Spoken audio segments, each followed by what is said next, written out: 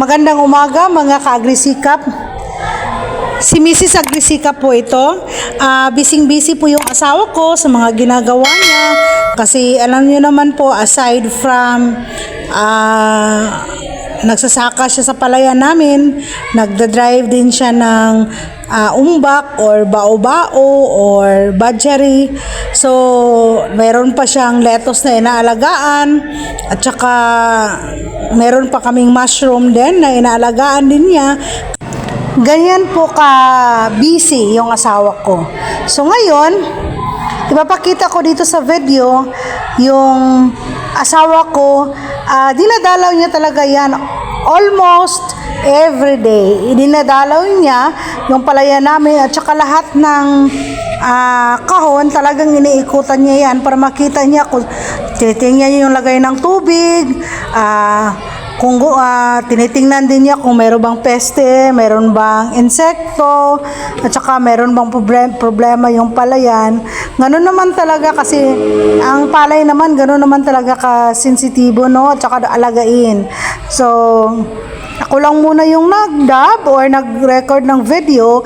Pinapakita ko dito na yung asawa ko umiikot po siya sa lahat ng kahon ng palayan po.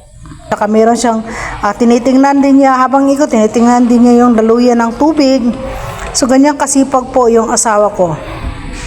Sana nga po pagpalain yung palay ng asawa ko ngayon. Sana nga po is marami yung maani at medyo mahal naman yung presyo.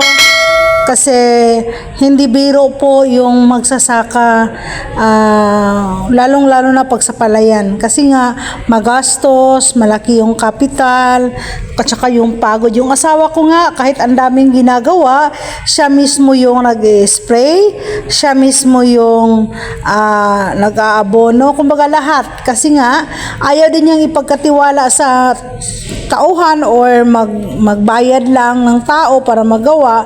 Kasi na-experience na rin po niya na meron siyang pinapa-spray na tao, tapos sinasabing tapos na, yun pa na-discover niya na yung yung medisina is andun lang sa sprayer. So, di ba, sino ba yung magsasuffer pag hindi maayos yung pag-spray ng mga tao na sinusuhulan mo? Kaya nga naisip niya, kahit nakakapagod, kasi alam mo naman, kapag ikaw mismo yung magtrabaho, di ba? Pag mag-spray tayo ng insecticide, pesticide, madaling araw or hapon hanggang gabi mag-spray. So, pagod na yan siya. Pagkatapos biyahe, kung hapon man, pero karamihan madaling araw talaga. So after niyang mag-spray, magbiyahe, kaya nga doble sikap. So pinagtitiyagaan niya talaga. Tsaka kung herbicide naman ay spray, mainit. Alam niyo naman, pag herbicide dapat mag-spray is dapat tuyo na yung dahon ng damo. So, para pag-spray ng herbicide, talagang matatamaan yung dahon ng damo at saka mamamatay. So, sobrang init, pinagtsagaan niyo yan.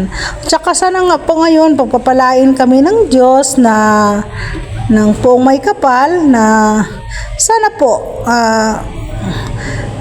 hindi naman sobrang mura. Kasi last harvest, napakamura ng price ng palay. Tsaka minsan, alam naman natin, pag tayo ay magsasaka, merong palayan na alam natin na yung presyo ng abono, ng mga medisina pang spray, sobrang mahal, tapos bibilhin lang ng mura. So, sana naman po sa panahon na to, magkaroon naman ng fair para sa mga magsasaka sa palayan, sa palay, no?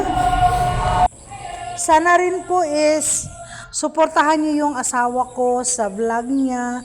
Sana po huwag niyong i-skip po yung ads para kikita naman. Maliit lang po siya na vlogger at saka gustong-gusto talaga niya yung farming. Ito yung gusto niyang i-vlog.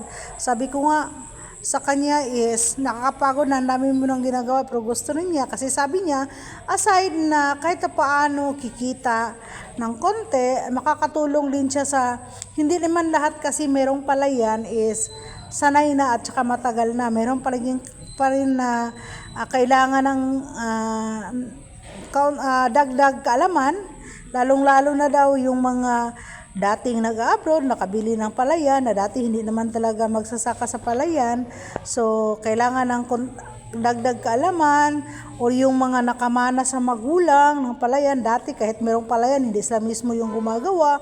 Or kahit hindi ikaw yung gumagawa, merong mga tao susuhulan, pero dapat ikaw bilang may-ari meron ka ring alam para hindi ka rin lulukuhin ng mga tauhan mo. Mga ka-agrisikap, huwag niyo pong kalimutang suportahan ang asawa ko. Paki-subscribe na rin po, paki-like and share. Salamat! Hanggang sa muli!